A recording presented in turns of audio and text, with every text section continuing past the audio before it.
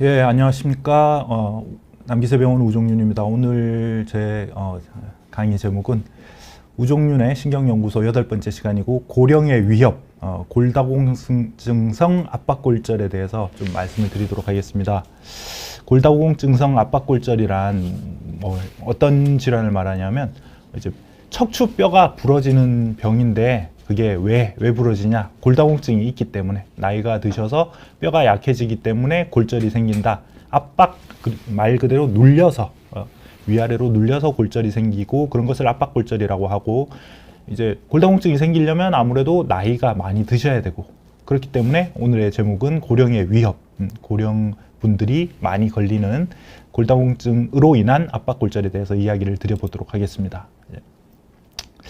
여기 보시면 이 뼈 내부에 이렇게 금이 간 일러스트레이션이 있는데, 이렇게 뼈가 일반적으로 우리가 뼈가 부러진다고 하면 여기 보시는 것처럼 이 다리뼈인데, 그 대퇴골인데 부러져서 쪼개져서 어긋나거나, 아니면 뭐 금이 갔다, 부러져서 완전히 편의가 됐다, 어긋났다, 이런 식으로 생각을 하시는데, 여기 오른쪽 사진은 그 쇄골이 골절된 것입니다. 골절돼서 어긋나 있는 상태인데, 이런 식의 골절만 생각을 하시는데, 척추뼈 같은 경우에는 여러 개가 붙어 있고 상당히 힘이 실려 있기 때문에 아주 심하게 부러지면 척추뼈도 마찬가지로 쪼개져서 어긋나고 틀어지고 이럴 수가 있습니다. 그러나 대부분 척추뼈의 골절은 위아래로 가해지는 힘에 의해서 그 중에 가장 약한 뼈 하나가 속이 깨져서 찌그러지게 되는 경우가 많습니다. 그래서 이런 것을 압박골절이라고 하는데, 일반적인 골절과는 조금 다른 형태로 생기는 것이죠. 그리고 이런 골절은 대부분 어떤 원인에 의해서 생기냐면, 나이 많으신 분들이 걸어가다가 실족하셔서 너무 미끄러지거나 다리를 헛디디셔서 이렇게 엉덩이로 그대로 주저앉으면서, 엉덩이가 부딪혀서 주저앉으면서 위아래로, 위쪽에서는 이제 중력에 의해서 눌리는 힘, 아래쪽에는 땅바닥에 엉덩이가 부딪히는 그 힘에 의해서 위아래에 압력이 가해지면서 가장 약한 척추뼈가 한두 개가 부러지게 되는 경우가 흔히 생깁니다. 여기서 엑스레이를 보시면 이 같은 경우에는 5431 1번 허리뼈, 요추뼈인데, 1번 뼈가 다른 뼈와는 다르게, 다른 뼈는 앞뒤 높이가 비슷하고 척추체가 앞뒤 높이가 비슷하고 직사각형으로 보이는데, 이 뼈는 약간 생선가시 마냥 앞으로 많이 찌그러져 있게 됩니다. 이런 식으로 생기는 것을 압박골절이라고 합니다.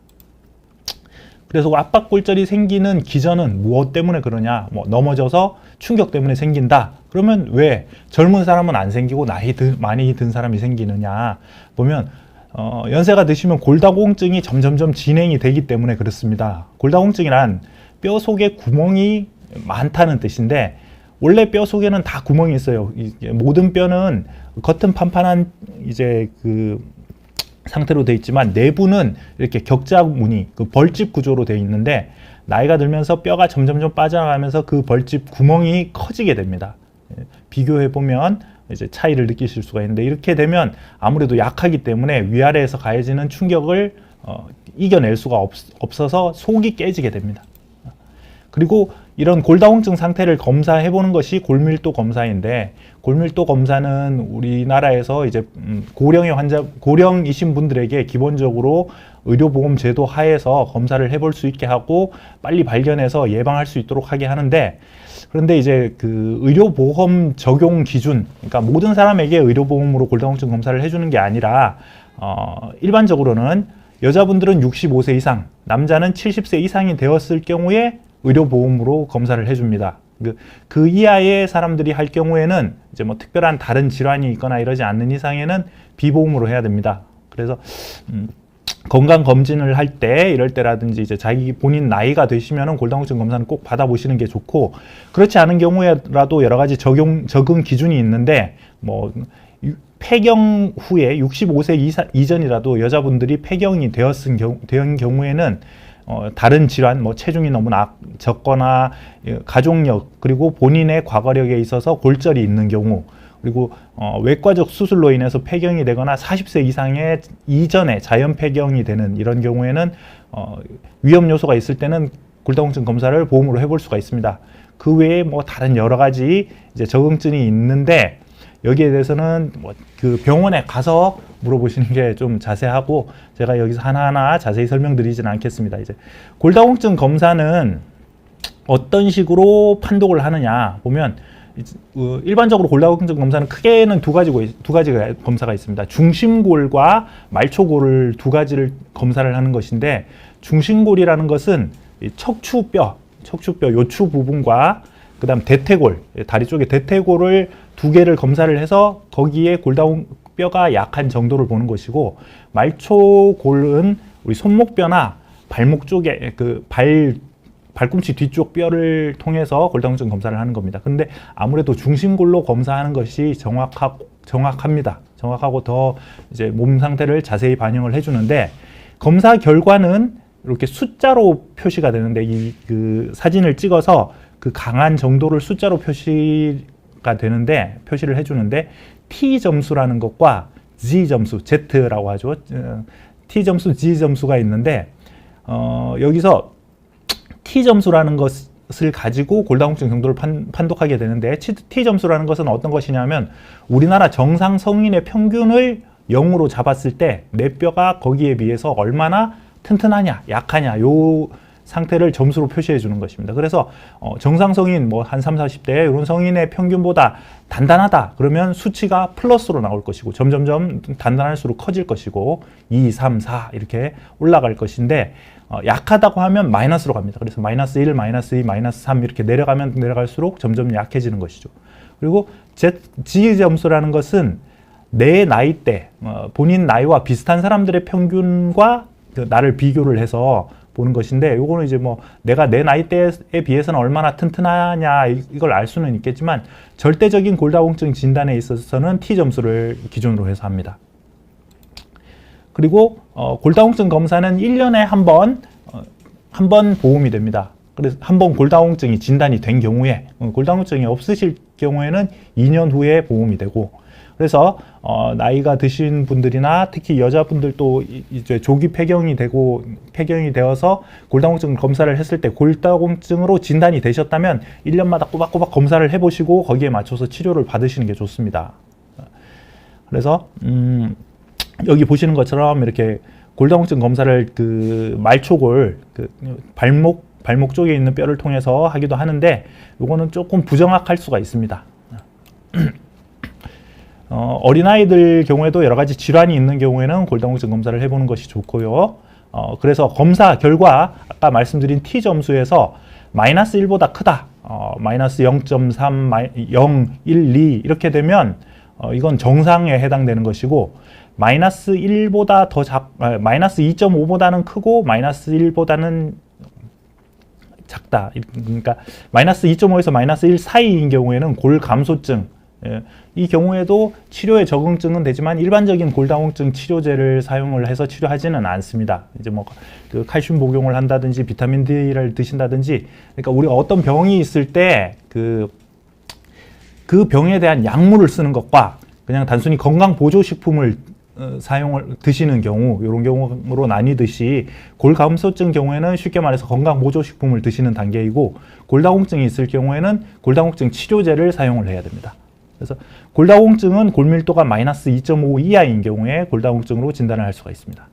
그리고 골다공증의 위험 인자로는 유전적 요인에서 흑인들보다는 백인인 아시아인이 골다공증의 유병률이 좀 더 높고 이제 목에 어머니가 골절 병력이 있을 때 이런 그 외상에 의한 잦은 골절 병력이 있는 경우 그리고 체중이 적고 체구가 작을 때 골다공증이 더 많이 생깁니다. 그리고 여자분들에게 있어서 남자들보다 더 골다공증이 이르게 발생을 하는데 아까 이제 그 골다공증 검사도 여자는 65세, 남자는 70세 이렇게 남녀 차별이 있는데 그게 위험도가 더 높기 때문에 그렇습니다. 특히나 여성 호르몬이 뼈를 생성하는데 많은 작용을 하기 때문에 폐경이 되어서 여성 호르몬이 이제 단절이 된 경우에는 골다공증 위험성이 더 높을 수가 있습니다.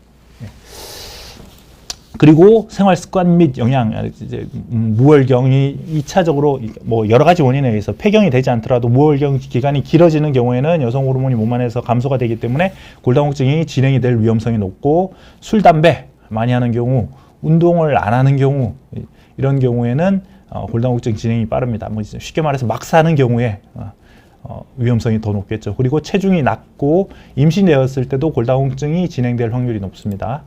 그리고 여러 가지 질병, 우리 여러 가지 영양소를 흡수하는 장애가 생기는 경우, 비타민 같은 거, 그리고 갑상선, 부갑상선에 이상이 있는 경우, 쿠싱병이라고 몸 안에 스테로이드가 잘 만들어지지 않아서 그것 때문에 이제 외부에서 스테로이드를 과도하게 넣었을 때 스테로이드 몸 안에 체내에 자연적인 스테로이드 생성이 줄어들면서 외부 스테로이드에 의존하게 되는 경우, 이런 경우를 이제 쿠싱병이라고 하는데, 이게 골다공증 위험성이 상당히 높습니다. 류마티스 관절염 같은 경우에는 이 병 자체도 골다공증의 위험성을 높이지만, 류마티스 관절염 환자분들이 스테로이드를 많이 드시기 때문에 아무래도 위험성이 더 높겠고, 신장에서 골다공증과 관련된 여러 가지 영양소들을 이제 배출하게 되는데, 그런 신장 질환이 있는 경우, 당뇨병이 있는 경우, 장기 이식을 하는 경우에는 위험성이 높아질 수가 있습니다.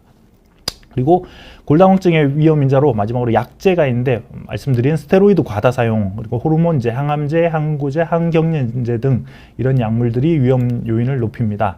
자, 잠깐 질문에 대해서 답변을 드리겠는데, 글로리아님, 골다공증 2기이다.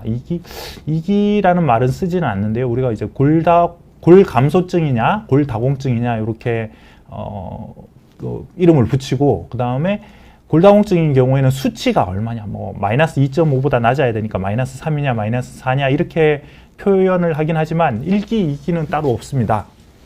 어쨌거나 일반적으로 2기라고 하면은 조금 안 좋은 상태, 골다공증으로 진단받으신 상태를 말하는 것 같은데, 어떤 치료가 좋은가요? 좋은 운동, 과격한 운동은 넘어지거나 다치실 수 있기 때문에 나이가 어느 정도냐에 따라서 다르겠지만, 좋은 운동, 스트레칭, 걷기 운동, 그 다음에 수영 이런 정도가 좋습니다.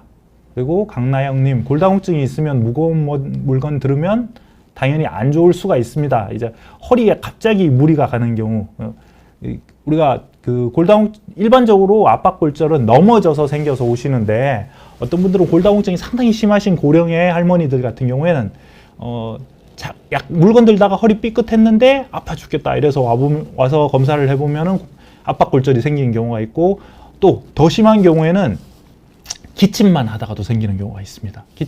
크게 헛기침하고 나서 부러져서 오시는 경우도 있기 때문에 무거운 물건 들으면 안 좋겠지만, 또 운동을 너무 하지 않으면 나쁠 수가 있습니다. 그리고 해피바이러스님에 대한 이제 골다공증 약 부작용은 뒤쪽에 골다공증 약에 대해서 설명을 드릴 거기 때문에 그때 질문에 대해서 답변을 드리도록 하겠습니다. 그리고 골다공증이 있을 경우에는 어떤 증상이 나타나냐? 보통은 허리가 아프다고 하시기도 하지만, 이게 완벽하게 일치하는 건 아닙니다. 골다공증이 있다고 아파하시진 않고, 부러지기 전에는 증상이 없는 경우가 대부분입니다. 그리고 일반적인 엑스레이에서는 진단이 불가능하고요. 골다공증 검사를 해보시는 것이 좋고, 전신적인 피로감이 있으실 수가 있고, 그리고 또 넘어졌을 때, 다쳤을 때 골절이 호발되는 부위가 특히 많이 생기는 게 손목, 허리, 고관절인데, 이건 넘어질 때를 상상해 보시면은 이제 바로 답이 나오는데, 딱 넘어지면 보통 사람이 보호하기 위해서 손을 짚고 넘어지게 됩니다. 그러면 손목뼈가 아삭 부러지는 경우가 많고, 그 다음에 엉덩방아 찧었을 때 허리뼈, 옆으로 넘어지면 고관절을 탁 부딪히면서 고관절뼈가 부러지는 경우, 이 세 개가 가장 호발하는 부위입니다. 그리고 골다공증에 의해서 척추가 점점점 변형이 되게 되는데, 일단 뼈가 부러지면, 척추뼈는 부러지면 이제 앞쪽, 뒤쪽에 있어서, 앞쪽은 다른 척추뼈에 다른 구조물들이 별로 없기 때문에 앞쪽이 힘을 더 많이 받게 되고, 앞쪽은 많이 찌그러지고 뒤쪽은 조금 적게 찌그러지게 됩니다. 그래서 이렇게 직사각형 모양에서 약간 삼각형 모양으로 변하게 됩니다. 그래서 허리가 앞으로 굽게 되고, 허리가 앞으로 휘고 등이 튀어나오고 키가 작아지게 됩니다. 나이가 드시면은 이제 키가 작아진다고 하는데, 그 원인이 추간판, 디스크가 높이가 낮아지면서 키가 줄어드는 것도 있고, 또 척추가 앞으로 골다공증에 의해서 서서히, 급성골절이 아니더라도 서서히 찌그러지면서 키가 줄어들게 됩니다. 그리고 골반과 늑골이 접촉하여 옆구리가 아프다. 요거는 어떤 식으로 이제 설명을 드릴 수 있냐면, 보통 사람이 척추뼈가 바로 딱 서 있으면 이렇게 똑바로 허리를 펴고 설 수 있게 되고, 그리고 이 갈비뼈가 12개가 있는데, 이 갈비뼈의 제일 아래쪽 뼈와 골반뼈, 옆에 만져보시면 허리 쪽에 날개처럼 튀어나온 골반뼈가 있는데 그 갈비뼈와 골반뼈 사이에 간격이 이 정도로 넓습니다. 일반적으로 보통 젊을 때는. 그런데 골절에 의해서 점점점 허리가 이렇게 앞으로 구부러지게 되면 배가 접히면서 갈비뼈와 골반뼈 사이의 간격이 줄어들게 돼요. 그래서 이게 서로 간섭이 돼서 이렇게 부닥치면서 통증이 생겨요. 그래서 항상 이렇게 허리는 그냥 뭐 원래 아픈데 최근 들어서 옆구리가 많이 아프다, 갈비뼈가 아프다 이런 식으로 호소하시는 분들이 종종 있는데 이게 이제 뼈가 높이가 낮아져서 그렇게 되는 것입니다. 그리고 허리가 앞으로 굽으면서 배가 뭔가 접히면서 불편해져서 이게 소화가 잘 안 되는 증상이 생깁니다. 보시는 것처럼 골다공증이 진행이 되면 고개가 앞으로 숙여지게 되고 점점점 등이 튀어나오고 이렇게 허리가 굽게 됩니다. 등허리가 굽게 되고 골다공증성 압박골절의 진단은 어떻게 하느냐? 일단 증상이 제일 중요하고요. 보통 이제 급성 압박골절, 여기서 말씀드리는 것은 예전부터 골다공증이 있어서 서서히 생기는 질환은 이렇게 엄청 아파서 병원에 오시진 않습니다. 그런데 넘어지는 경우, 집에서 넘어지거나 길 가다가 뭐 빙판길에 특히 겨울에 호발하게 되는데 빙판길에 미끄러져서 넘어지시게 되는 경우에는 급성 요통이 생기게 됩니다. 그래서 급성 요통이 생기면 어떤 분들은 침대에 실려서 앰뷸런스에 실려서 침대에 누워서 오시는 경우도 종종 있고 걸어서 오시기는 하는데 특히 자세를 바꿀 때, 누워서 옆으로 돌아 누울 때, 누웠다 일어날 때 끊어지는 것 같은 통증이 생긴다고 호소를 하십니다. 그런 자세 변동 시에 그 특징적인 통증이 있고, 그리고 골절이 있는 뼈는 우리가 뭐 팔다리뼈 같은 경우에 부러졌을 때 여기를 탁 치거나 만지면은 상당한 통증을 느끼듯이 척추뼈도 거기를 치게 되면 통증이 더 심해집니다. 그래서 허리가 아프신데 이렇게 살살 통통통통 허리를 쳐보면 움찔움찔 하면서 억억 소리 날 정도로 아파하시는 경우가 있습니다. 그런 경우에는 이렇게 자세 변환 시에 심한 통증, 그리고 등을 직접 두드렸을 때 심한 통증, 이런 경우에는 거의 골다공증성 압박골절을 진단을 할 수가 있습니다.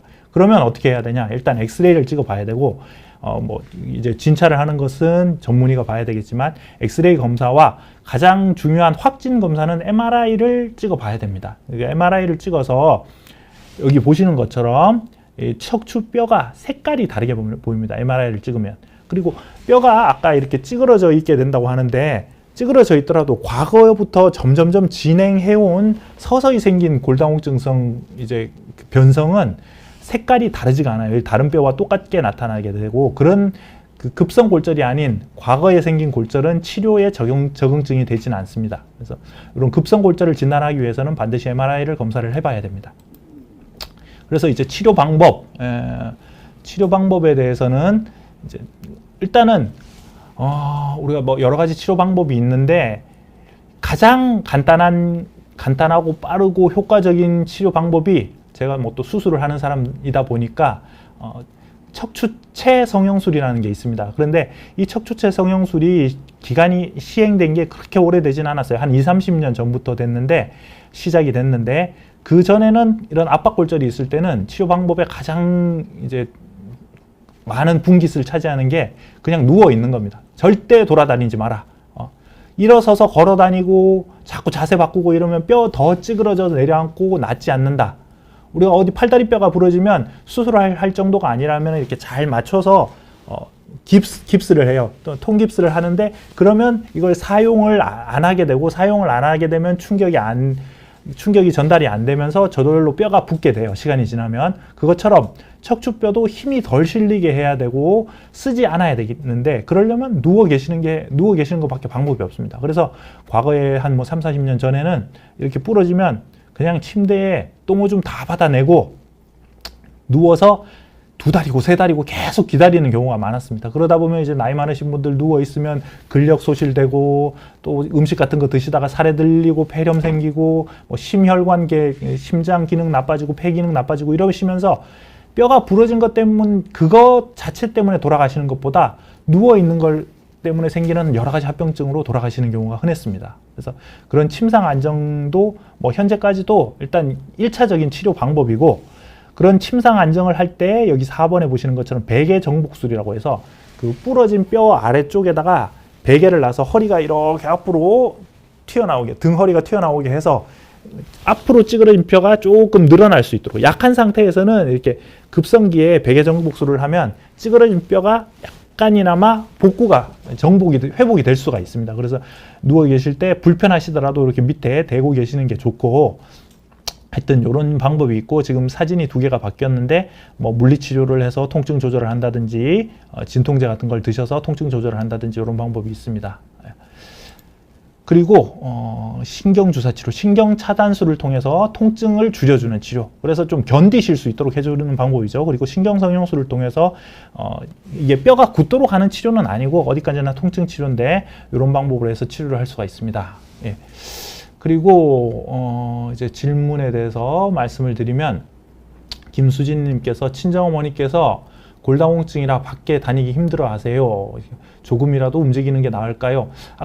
이전에 앞에 슬라이드에서 말씀을 드렸지만 골다공증이 있다고 해서 통증을 호소하시는 경우는 별로 없습니다. 그걸로 인해서 골절이 있지 않다면, 그래서 골절이 있어서 아프신 건지 그렇지 않은데 단순 골다공증이 있다고 해서 아파하시진 않기 때문에 골절이 있는지 어떤지 그걸 먼저 검사를 해보시는 게 좋습니다. 그냥 단순, 그리고 또 골절이 없더라도 이제 근력이 약하고 이런 것 때문에 골다공증, 근력 저하가 동반되면은 움직일 때 통증이 있고 그것 때문에 다니기 힘들어 하시고, 이게 악순환, 비셔스 사이클을 돌면서 점점점 이게 활동에 지장이 오는 경우가 많은데, 당연히 현재 부러진 게 없다면 조금씩이라도 자꾸 운동을 하시는 게 좋습니다. 그러나 부러진 게 있는지 확인을 하는 게 먼저입니다.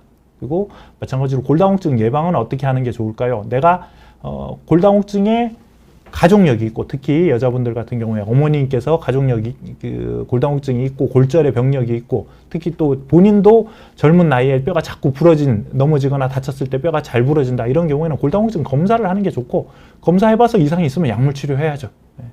뭐 어떻게 하는 게 그 뒤에서 말씀을 드리겠습니다. 그리고 키티모모님 30대 척추 종양 골수염 환자분이시고, 족부 쪽이 금이 가고 골절이 됐다. 척추 압박 질환은 뼈가 금이 가는 게 발생이 자연스러워 있나? 누워만 있을 정도로 통증이 심하시다. 어쨌거나 골수염 때문에 뼈가 약해지셔서 그걸로 인해서 압박골절이 생기신 것 같은데, 말씀드렸다시피 나이가 젊으시기 때문에 우선은 침상 안정 치료를 하고 계시는 것 같아요. 그리고 한의원은 이제 뭐 저희가 한방 치료에 대해서 솔직히 말씀드려서 그쪽 지식은 부족하기 때문에 치료를 좋다 나쁘다 말할 수는 없지만, 지금 이렇게 급성 골절이 있을 때는 침 치료를 받고 뭔가 두드려 때리는 치료, 한의원에서 이제 추나요법이라고 마사지 같은 걸 하지 않습니까? 그런 경우에는 압박 골절이 있을 때는 오히려 골절을 더 유도하는 경우, 유발시키는 경우, 그리고 침 맞았을 때 그 약한 상태에서 면역력이 저하되어 있는 상태에서 침 치료를 받고 그 감염이 되는 경우가 있어요. 그런 거는 안 하시는 게 좋고, 온찜질, 냉찜질, 마사지를 하시는 게 좋고, 침상 안정을 하면서 경과를 봐서 많이 심하게 이제 통증이 심하고 낫지 않으면은 뒤에서 말씀드릴 이제 척추체 성형술 같은 것도 고려를 할 수가 있겠습니다. 일단은 지금 진료 보시는데 2년 전 한 번씩 프롤리아 주사, 그리고 칼슘 제제를 드시고 계시는데 골밀도가 마이너스 1.4. 일단 골밀도가 그렇게 낮진 않으신데, 이게 후에 설명드리겠지만 골밀도 수치가 정상이라고 하더라도 골다공증이 심하신 경우가 있습니다. 그래서 이미 골절이 2번이나 있었다고 하시면은 골다공증이 있는 상태고, 거기에 대해서 약물 치료를 하시고 넘어지지 않도록 조심하시는 게 좋고, 그리고 도움되는 운동은 말씀드렸다시피 뭐 크게 달리거나 격한 운동이 아니라 보행, 이렇게 약간 빠른 속도로 걷는 것 자체가 큰 전신 운동입니다. 그리고 그다음 뭐 수영을 하신다면은 도움이 될 수가 있고, 또 그 스트레칭 많이 하시는 게 좋고 그렇습니다. 그래서 그리고 또 치료 방법에 이제 반드시 누워 있어야 되지만 어쩔 수 없이 활동을 해야 되는 경우에는 이제 깁스 대용으로 이렇게 허리를 통으로 감싸주는 보조기를, 플라스틱 보조기를 착용을 합니다. 여기에 보이는 이런 보조기는 좀 약할 수가 있고, 이것보다 훨씬 단단한 보조기를 착용을 하고, 어쩔 수 없이 움직여야 되는 경우에는 보조기를 착용하고 움직이시는 게 좋습니다. 그리고 이제 대망의 경피적 척추체 성형술, 쉽게 말해서 부러진 뼈 안에다가 세멘을 집어넣어 주는 거예요. 몸 안에 들어가도 상관없는 세멘트. 그래서 그걸 통해서 부러진 뼈를 속을 채워줘서 통증이 줄어들도록 하는 치료 방법입니다. 이게 이제 이 치료가 대중화되면서 골다공증성 압박골절의 치료가 뭐 큰 진보를 했다고 볼 수가 있는데, 이런 치료 방법에 대해서 좀 후에 이제 뭐 장단점이라든지 여러 가지 방법을 설명을 드리고 자세히 설명을 드리겠습니다. 그리고 이제 단순 압박골절 같은 경우에는 뭐 저절로 낫는다든지, 뼈가 굳어서 시간이 지나서 뼈가 굳어서 저절로 낫는다든지, 아니면 척추체 성형술을 하게 되는데, 심하게 부러져서 뼈가 뼈 조각이 튀어나와서 신경을 누른다든지, 협착증이 진행이 된다든지, 막 너무 후만 골절, 이렇게 등이 앞으로 굽는 게 심해져서 상태가 안 좋고 만성적인 통증이 생기다든지, 이런 경우에는 기구구정술, 허리 뼈에 쉽게 말해서 철심을 박아서 펴주는 이런 수술이 필요할 수가 있습니다. 이런 수술은 언제 하느냐? 심한 골절이 있을 경우에, 신경이 눌릴 경우에, 뭐 다리 하지 통증이 심한 경우에, 마비가 있을 경우에, 이런 경우에는 해야 될 수가 있습니다. 보시는 것처럼 이렇게 못을 박아서 고정을 해주고 그 사이사이에 세면을 같이 넣어주는 이런 수술 방법을 한 경우가 있고, 마찬가지로 이런 경우는 이제 단순 압박골절이 아니라 방출성 골절, 뼈가 튀어나와서 뼈 조각이 튀어나와서 신경이 지나가는 길까지 침범을 한 경우를 방출성 골절이라고 하는데, 이런 경우가 있고, 혹은 또 이제 뼈 조각이 너무 심하게 튀어나와서 이 뼈 조각 자체를 제거해 줘야 되는 경우에는, 여기서 보시는 것처럼 뼈 조각 자체를 아예 전체를 절단을 하고 그 사이에 다른 인조뼈 조각을 넣고, 인조뼈를 넣고, 쇠붙이를 넣고 뒤에서 이렇게 철심을 박아서 고정을 해주는 경우가 있습니다. 과거에는 척추체 성형술 없는 경우에는 누워서 지내시다가 안 낫는 경우에는 다 이렇게 철심 박는 수술을 했어요. 그때에 비하면은 세상이 정말 좋아졌다고 볼 수가 있습니다.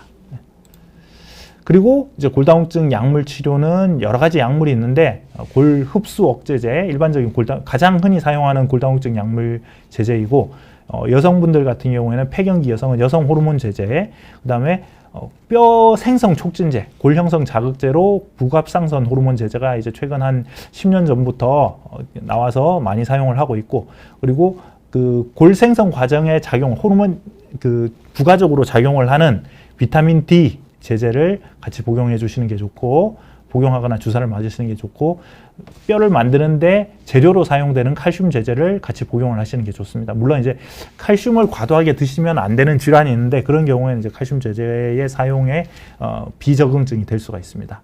그리고 여기 옆에 사진에 보시는 것처럼 뼈 안에 세면이 여러 군데가 들어가 있어요. 이런 경우가 가끔 있는데, 부러졌다가 뭐 몇 개월 잘 지내시다가 또 넘어져서 다치시거나, 아니면 뭐 기침하다가 부러져서 오거나, 자꾸 부러진 뼈가 부러져서 다른데 또 부러지고 이러는 경우가 있습니다. 나이 고령이신 분들은 병원이 무슨 뭐 단골집처럼 이렇게 자주 찾아오시는 경우가 있는데, 저희도 애처로운데 어쩔 수 없어요. 이렇게 너무 아파하시고 뭐 다른 치료 방법이 없기 때문에. 그리고 또 한번 이렇게 척추체 성형술의 맛을 보시면, 그때 침대에 실려서 오셨다가 시술하고 나서 다음날 바로 걸어서 퇴원하시고 이렇게 되니까 뭐 다 필요 없고 빨리 시술해달라 이러시는 경우가 많아서, 여기서 보시는 것처럼 뼈 중간에 비어있는 뼈, 정상적인 뼈가 오히려 더 적을 정도로 여러 군데에다가 척추체 성형술을 하시는 분들도 종종 있습니다. 그러나 문제는 이런 다발성 척추 압박골절이 생기게 되면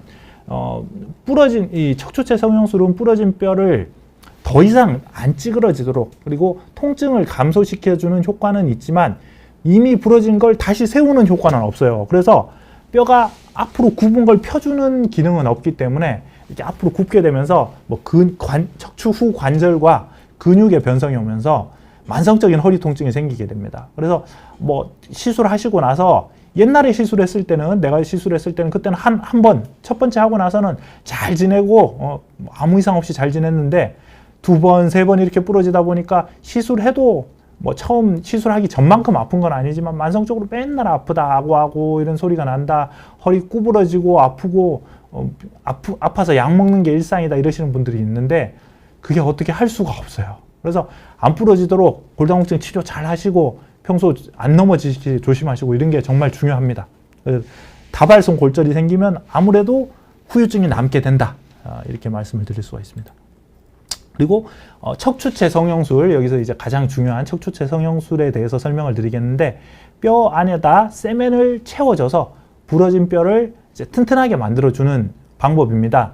그런데 이런 척추체 성형술은 뭐 아무래도 뭐 어떤 것이든지 장점과 단점이 있는데, 내 타고난 그대로 잘 살 수 있으면 그게 가장 좋은 것입니다. 그래서 골다운 척추체 성형술을 안 하고도 뭐 한 1, 2주 누워 계셨는데 뼈가 다 낫고 다 굳게 돼서 더 이상 안 찌그러지고 잘 낫는다면 제일 좋은 것이겠지만, 그렇지 않아서 어쩔 수 없이 척추체 성형술을 해야 되는 경우에 이제 장점과 단점을 볼 수가 있는데, 척추체 성형술의 장점은 시술을 했을 때 즉각적으로 통증이 많이 줄어든다. 통증을 완화시킬 수 있다. 그리고 시술 자체가 한 10분이면 끝나는 간단한 시술이고, 그래서 당일 퇴원도 가능한 그런 시술 방법이고, 상처는 이렇게 칼집, 작게 뭐 한 5mm 정도, 0.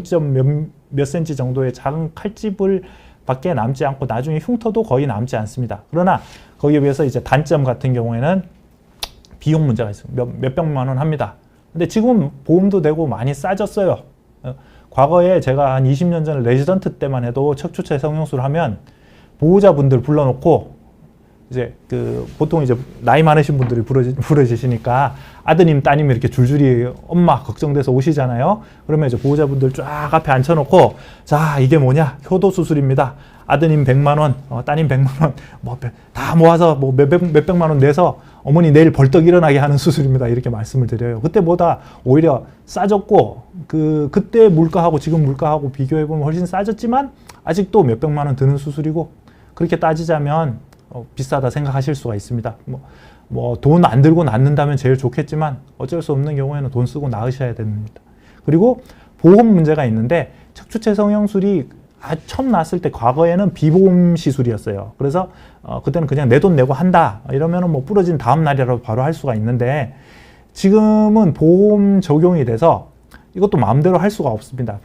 이제 어떤 경우에 어떻게 했을 때 보험 적용이 되냐, 이걸 뒤에 설명을 드릴 거고요.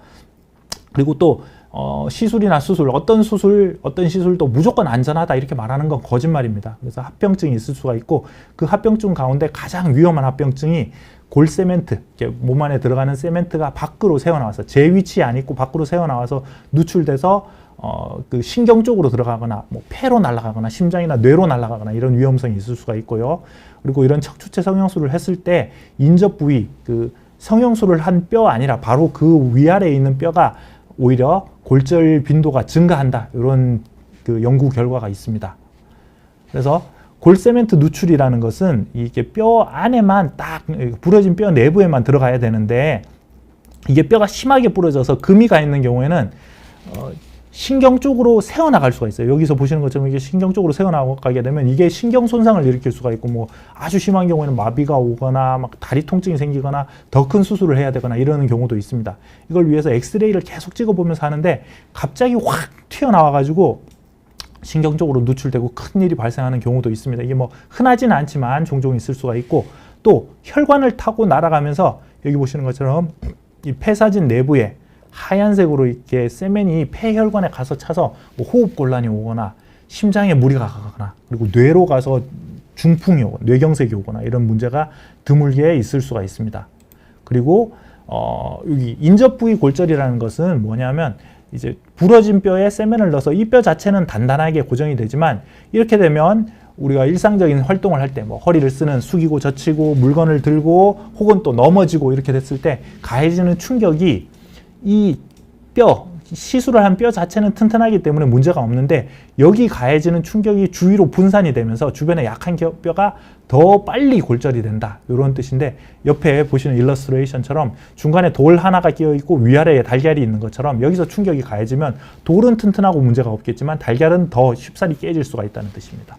그래서 이런 거에 대해서 여러 가지 그러니까 뭐 우리나라 사람들도 연구를 했고 외국 사람들도 연구를 많이 해서 저널이 많이 발표가 됐는데, 논문이 발표가 됐는데, 이제 결론적으로 척추체 성형술을 시행하고 난 이후에는 주변 인접분절 위아래 뼈에 가해지는 압력이 커져서 시술을 하지 않은 경우에 있어서 보다 추후에 압박골절의 빈도가 더 높다. 뭐 오늘 시술했다고 내일 부러지고 이런 것은 아니지만 하고 나서 그러니까 환자를 계속 병원에 오시게 하고 그런 분들이 또 부러져서 오시는 경우에 연구를 해본 결과에는 더 잘 부러진다. 시술을 안 한 경우에보다는 좀 더 잘 부러질 수가 있다. 이렇게 말씀드릴 수가 있습니다. 그리고 또 보험 기준이 있는데 보험 기준은 어떤 경우에 경피적 척추새 성형술을 할 수가 있느냐. 일단 골절이 진단이 돼야 됩니다. 진단의 방법은 아까 말씀드린 것처럼 MRI. 그러니까 뭐 내가 언제 다쳤고 언제부터 아팠고 이거는 솔직히 그게 기준이긴 한데 내 입장에서 보면 환자 입장에서 보면 나는 그때부터 부러졌다고 생각을 하고 그게 기준이긴 한데 우리나라 심사평가원 보험심사평가원의 기준은 MRI를 찍어서 색깔이 변한 뼈, 압박골절이 있는 뼈가 진단이 됐을 때 그 날짜를 기준으로 생각을 합니다. 그래서 한 달 전에 넘어지시고 다쳐서 와서 한 달 후에 병원에 와서 MRI 찍었는데 그날부터 자 우리 오늘부터 1일이다 이 이야기처럼 MRI를 찍었을 때부터 2주가 지나야 시술을 할 수가 있어요. 그러니까 2주가 지난다는 게 또 그냥 뭐 지나는 게 아니고 2주 동안 집에서 약도 먹고 뭐 주변 병원 가서 물리치료도 받고 주사 치료도 받고 또 집에서 최대한 가만히 누워 계시면서 지내는 이런 치료를 적극적인 보존적 치료라고 하는데 여기서 적혀 있는 것처럼 2주 동안 적극적 보존적 치료를 했음에도 불구하고 너무 심하게 아프신 경우에는 이 시술을 보험을 해준다. 단 뭐 이런 기저질환 심한 기저질환이 있는 경우에나 80세 이상의 경우에는 조기 시행이 가능합니다. 그런데 또 여기서 문제가 80세가 만 나이 80세예요. 그래서 만으로 79세, 생일이 한 달 남았다.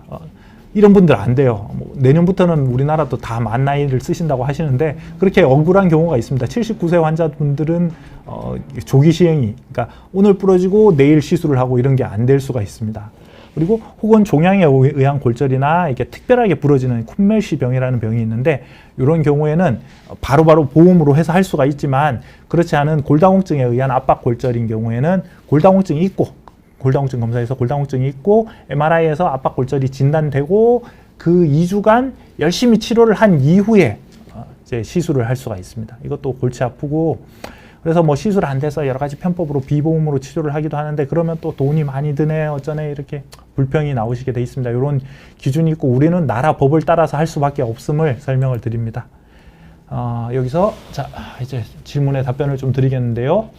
유나무이님 골다공증이 -4 심하시네요. 시술을 한 지 6개월이 지나셨는데 6개월 지나고 이제 뭐 다른 압박골절이 생기지 않으셨다면 어떤 근력을 운동을 해야 되냐? 코 근육, 척추 주변 근육을 튼튼하게 하는 게 제일 좋습니다. 그래서 인터넷 요즘 찾아보시면 잘 나오고 코 근육 운동.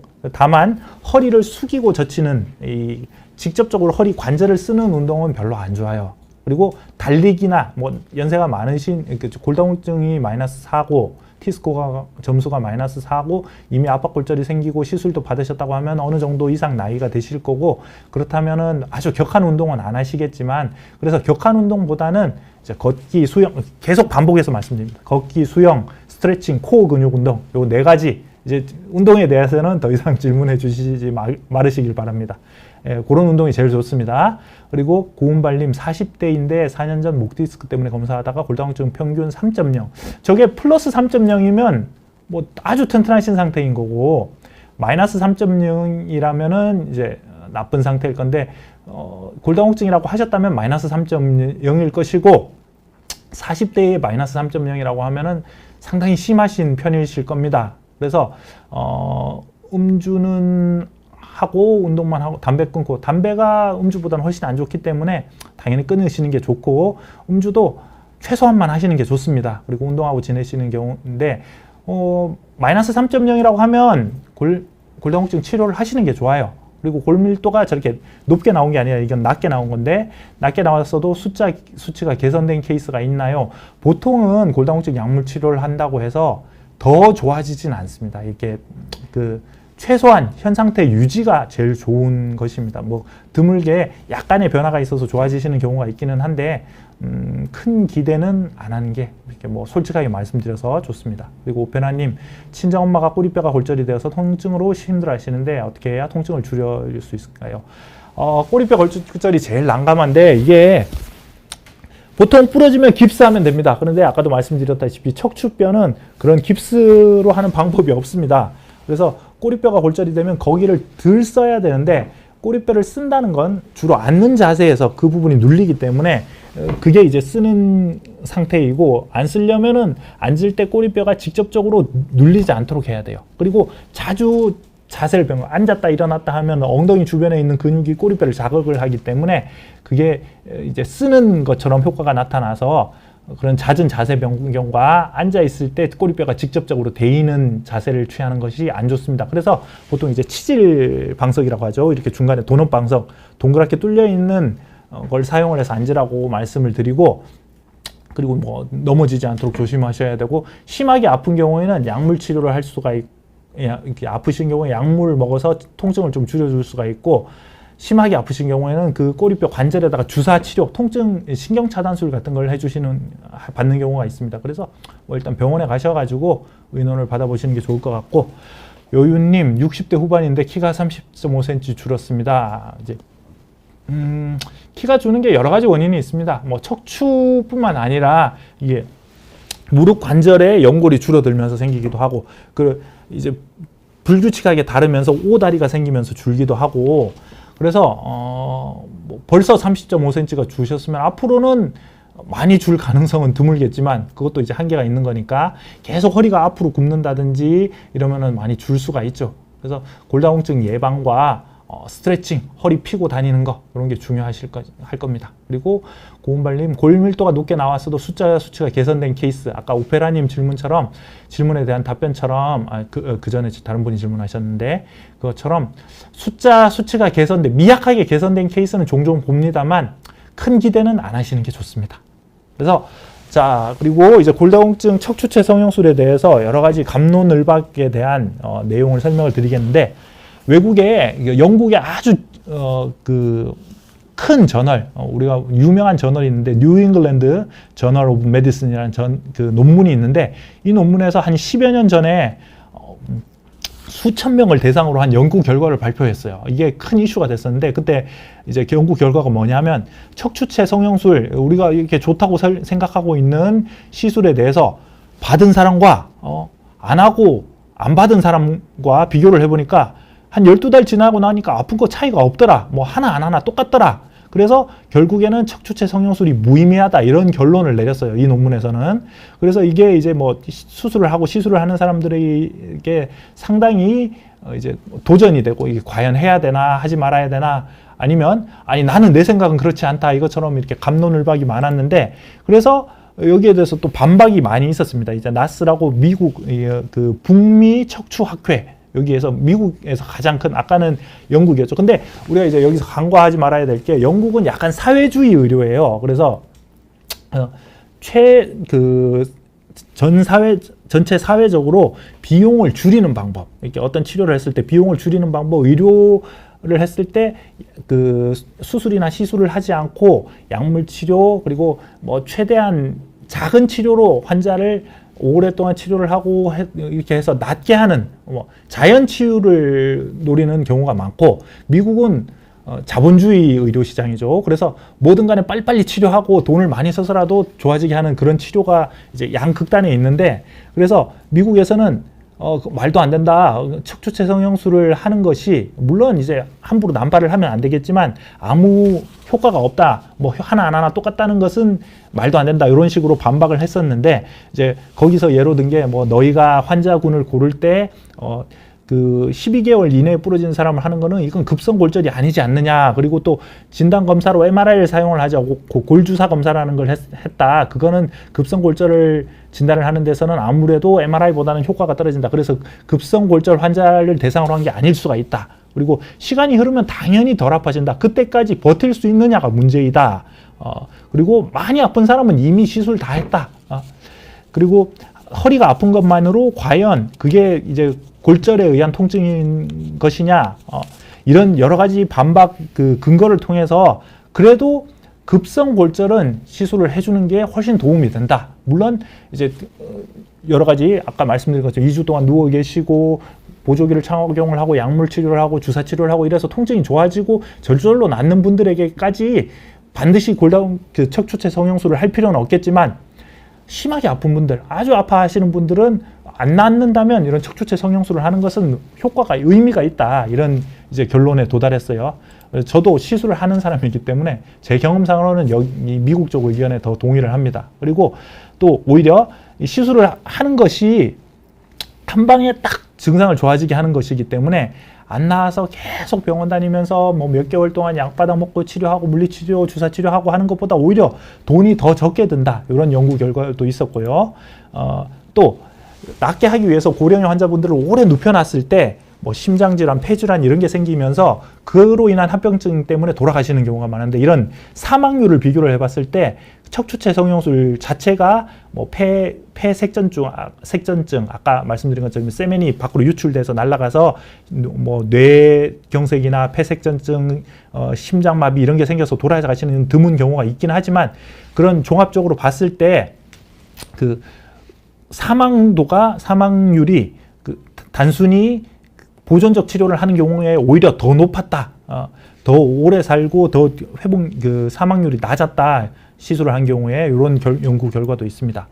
그리고 골다공증 같은 경우 이제 마지막으로 골다공증 치료에 대해서 설명을 드리겠는데 골다공증이란 우리가 어떤 논리에 의해서 치료를 하느냐. 우리 몸에는 뼈를 만들어주는 조골세포라는 것과 뼈가 빠져나가도록 하는 파골세포라는 게 있어요. 그래서 젊을 때는 이게 균형적으로 작용을 해요. 그래서 뼈가 파골세포에 의해서 뼈에서 일부분이 이제 그 분해가 되면 조골세포가 새로 만들어주고 이렇게 채워 넣어주고 이러면서 건강한 뼈 상태가 유지가 되는데 그 과정에 뭐 칼슘을 사용을 하고 비타민 D가 작용을 하고 그런 기능을 이제 그 도움을 주는 게 부갑상선 호르몬이고 여러 가지 중간 매개체가 있는데 그 과정에 중요한 작용이 이제 조골세포와 파골세포인데 나이가 많이 드시면 조골세포는 기능이 떨어지고 파골세포는 그대로 작용을 하게 돼요. 그래서 뼈가 점점점 줄어들게 되고 뼈 사이에 구멍이 뻥뻥 골다공증이 심해지게 되는 거죠. 그런데 이런 골다공증 치료를 하는 약물의 기전이 여러 가지가 있지만 그 중에서 이제 비스포스포네이트라는 약물, 이 약물은 어디에 작용을 하냐면 파골세포에 달라붙어서 파골세포가 뼈를 빼내는 기능을 막는 차단하는 작용을 해요. 그래서 이런 약물이 이제 고전적인 과거부터 항상 써오던 그 골다공증 치료제이고 1세대, 2세대, 3세대, 4세대 여러 가지 약물이 있는데 뭐 일주일에 한 번 먹는 약으로 사용을 한다. 3개월에 한 번 주사 맞는다. 6개월에 한 번 주사 맞는다. 이런 약물들이 다 이 그 파골세포 차단하는 그런 약물입니다. 그리고 여성분들 같은 경우에 이제 폐경 이후에 여성 호르몬이 그 뼈 생성에 작용을 하는 그 기능이 떨어지기 때문에 선택적 여성 호르몬 수용체 조절제 이런 약물을 사용을 해서 치료를 하기도 하고요. 최근에 한 10년 전부터 사용되는 부갑상선 그 자극 호르몬이 있는데 그런 약물이 현재까지는 이 약물이 제일 좋습니다. 뼈 생성을 촉진하는 조골세포에 작용을 하는 것이기 때문에 뼈를 생성하는 데 도움이 되고 그래서 좋습니다. 그러나 다만 비싸요. 그래서 비싸서 자꾸 안 쓰려고 하시는 경우가 많은데 뭐 솔직히 말씀드리자면 환자분들이 막 물어보십니다. 당신 어머니라면 어떤 약물을 쓰냐? 우리 엄마면 나는 이 골형성 촉진제 사용하겠습니다. 예. 그리고 여기에 제조로 작용하는 칼슘 제제와 그리고 몸 안에 사용하는 몸에 비타민 D가 저절로 합성이 되는데 이게 이제 합성 능력이 떨어지고 또 비타민 D는 햇볕을 볼 때 자외선을 받아서 합성이 되는데 그런 기능이 떨어지는 경우에는 비타민 D가 몸 안에 체내 농도가 낮은 경우에는 같이 복용을 해주거나 주사를 맞아주시는 게 좋습니다. 그리고 골다공증 예방은 적절한 운동, 이제 뼈도 자꾸 자극이 돼야지 생성이 촉진되기 때문에 써줘야 됩니다. 그리고 과도한 음주, 흡연 금지, 그다음 비타민 D 합성을 위해서 직접 햇볕을 쬐는 게 좋고 자외선 차단 크림, 이렇게 선크림 덕지덕지 발라서는 효과가 없습니다. 그리고 나트륨 몸 안에 짠 음식을 많이 드셔서 나트륨이 많이 흡수가 되면 신장에서 그 반대급부로 칼슘이 많이 배출이 돼요. 그래서 너무 짠 음식을 드시지 않는 경우가 좋고 골다공증 검사를 1년에 한 번씩 적응증이 되면 꼬박꼬박 1년에 한 번씩 검사를 하고 비타민 D를 낮은 분들은 채워주는 것이 좋고 복용을 하거나 주사를 맞아서 골절이 발생했을 때 적극적인 치료를 하고 하시는 게 좋습니다. 그리고 아까 중간에 한 분이 질문을 하셨는데 비스포스포네이트 제제의 부작용은 없느냐? 물론 이제 부작용이 있습니다.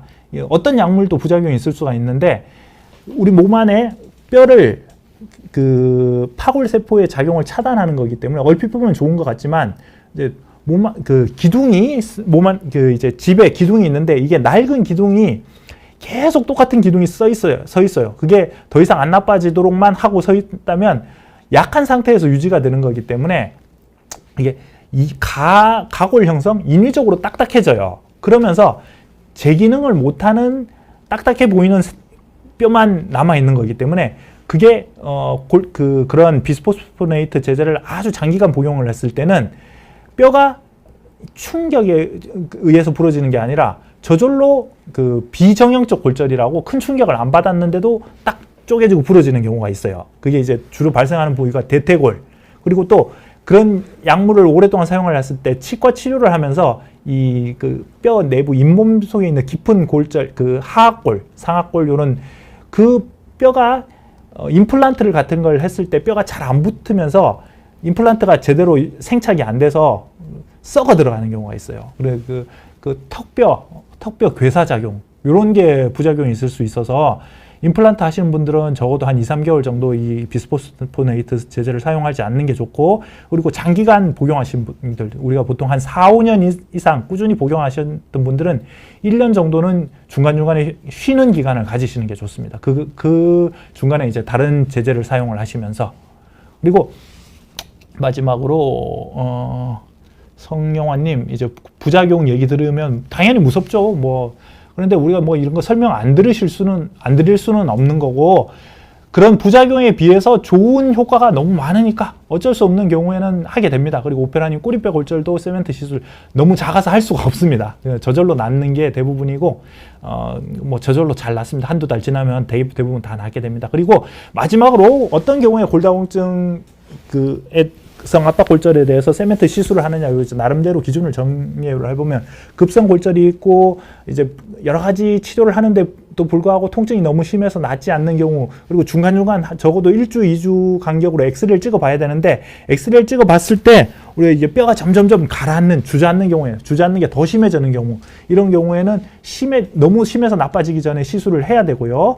그리고 또 골다공증이 아주 심하신 경우에 마이너스 3, 마이너스 4 이렇게 되는 경우에는 그냥 빨리 시술하시는 게 좋습니다. 네.